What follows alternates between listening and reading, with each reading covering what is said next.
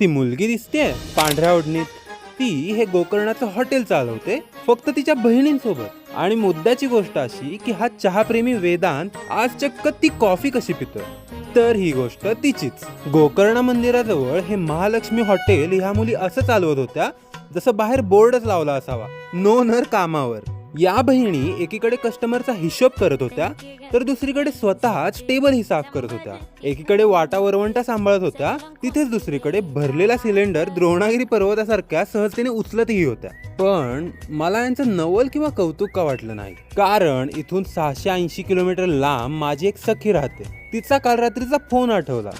सूत्रांच्या माहितीनुसार काल दिवसाची सुरुवात तिने लोकल मधली भांडणं पाहून केली. धावत पळत घरापासून जोगेश्वरी स्टेशनची शेअर रिक्षा, तिथून सांताक्रूज स्टेशनची लोकल आणि स्टेशन पासून ऑफिसची पुन्हा शेअर रिक्षा.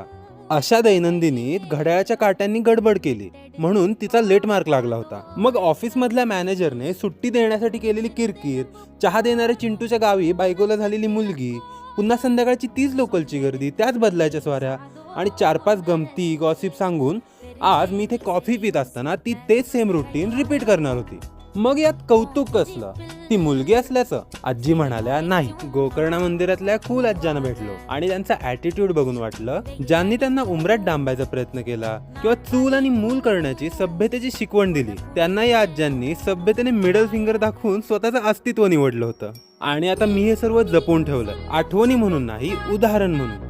कारण त्या मोठ्या प्रतिष्ठेच्या पण छोट्या विचारांच्या सजीवांना आता कळणार आहे की घुमा आता कशी मी नाचू न विचारता दणक्यात नाचणार आहे. फक्त ही रील तिच्यापर्यंत पोहोचण्याचा अवकाश आहे. कारण कौतुक करण्याची नाही, हे नॉर्मल करण्याची गरज आहे. तर शेअर करा तुमच्या त्या सखीला आणि फॉलो पण करून टाका.